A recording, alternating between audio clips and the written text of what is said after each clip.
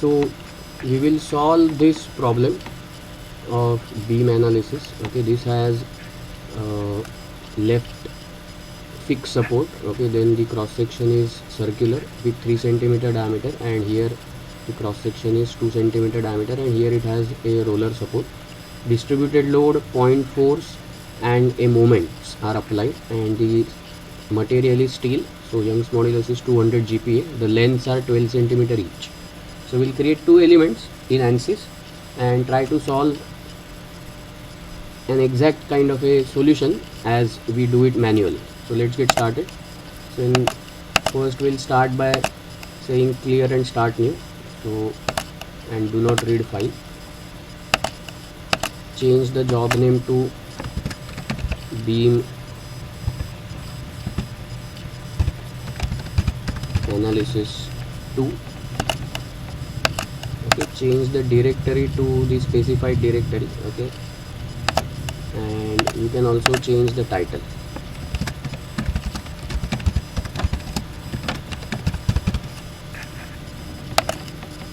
Okay, I'll give the preference as structural.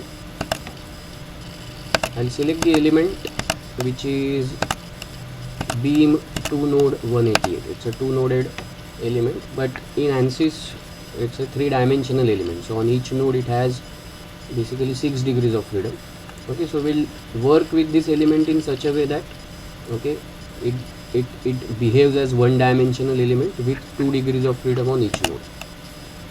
Material properties, I have to enter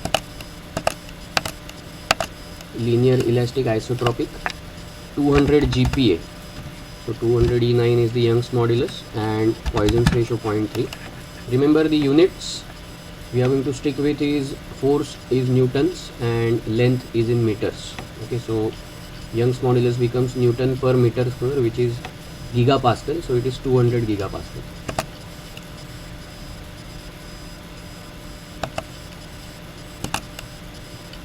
We have to define two sections. Okay, so we'll go to sections, beam common sections. Section 1 I will give name as A1, and it's a circular section with dimensions as radius is 3 centimeter is the diameter, so radius is 1.5 centimeter, so it is 0.015 meter. I'll say apply, and I'll change the ID number to 2. I'll give the name as A2, again the circular section, and this time it is 2 centimeter diameter, so 1 centimeter is the radius, so which is 0.01, so 0.01. I'll say okay. So these are my two sections. I'll model. Okay, modeling is very simple. I have to create 3 key points. First will be at 0, 0, 0. Okay, second key point is going to be 12 centimeter apart. As you can see, this is going to be my first key point. Here I will have second key point, and here I will have third key point. So first key point is at 0, 0, 0. Second is at 12 centimeter, and the third is at 24 centimeter along x. So second will be at 0.12 meters, and third will be at 0.24 meters. I'll say apply, and I'll say cancel. I have 3 key points. I'll join them by lines so that I am creating 2 lines. So key point number 1 and key point number 2, that is first line. Key point number 2, key point number 3 is my third line. Oh, sorry, second line. Okay, so I'll say okay. The idea over here is to create 2 elements, okay, from 3 key points and 2 lines. So each line will be called as one element, and in order to do that, I have to give size control. Okay, I have to give size control. So size control, manual lines, all lines, and number of element divisions as 1. Number of element divisions as 1. Now I'll go to mesh attributes, default attribute. Okay, I'll make sure that the section number 1 is selected, and I'll first mesh the first line. So go to mesh lines, I'll select the first line and say okay. Okay, then I will go to plot, multi-plots, to change the view and to be able to view the second line. Okay, I'll again go back to the mesh attributes, default attributes, change the section number to 2, say okay, and then mesh the second line also. So now I have meshed both the lines. I have created two elements. Just to confirm, go to numbering, switch on the node number and element numbers.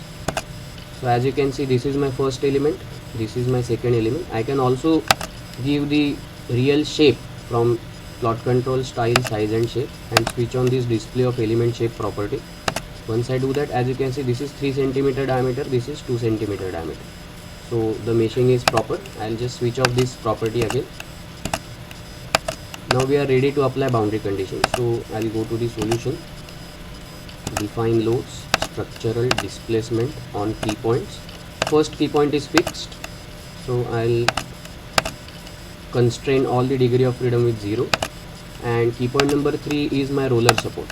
Okay, so make sure I'll deselect all DOF and only select UI, and I'll say OK. So my support conditions are done. I'll be applying the forces. So the second key point has a point force in the downward direction, so that is Fy. The value is -1 kilonewton, so it is -1000 Newton. I'll say OK. And the third key point has a moment, okay, clockwise moment, so that is Mz, and the value is 5000, that is 5 kilonewton meter. Okay, 5 kilonewton meter. I'll say OK. So my point force got applied, my moment got applied. Okay, I'll apply UDL through pressure. So pressure on beams. I'll select this first element. Okay, and the load key number is going to be 2 and pressure is going to be 200. Okay, the load key denotes it is along Y towards origin, so the direction is downward. You don't have to give here -200.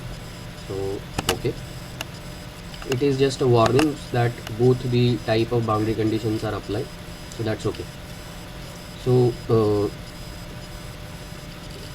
pressure, that is UDL, also got applied. Now we are in a position to solve this, so I'll go to solve, current load step. I'll say OK. Solution is done. Okay, we will view the results. General post processor, plot results, deform shape, deform plus undeform. Okay, this is the way beam is going to deform. This is the maximum deformation at point number 2, that is key point number 2 or node number 2. Okay, we are interested to list some of the results. So nodal solution, displacement vector sum. Okay, as you can see, node number 2 gives -0.32 into 10 raised to -2 meter, or in other words -0.328 centimeter as the answer of the displacement. So that is the value of U3. Okay, U3, so it is -0.3002 is the manual calculation answer, and we are getting -0.328. So slight variation would be there, but on a all and all we are getting it accurate up to 10 raised to -1, so that is fine. Then the second answer are the slope answer, slope variable, so rotation vector sum, and the at node number 2 I will have theta2 value as -0.049, and at node number 3 theta3 value as 0.12239. and if I check the answers, U4, that is theta2 or U4 you can call it, 0.03767, and U6 is -0.15. so as you can see, U6 value is matching. U6 value is matching almost till the 10 raised to -1, and the U4 value is slightly varying, but that's okay. It is the sign variations are because the sign conventions are slightly different. We have given clockwise movement as positive. Okay, so that is how we solve these problems on ANSYS. Thank you.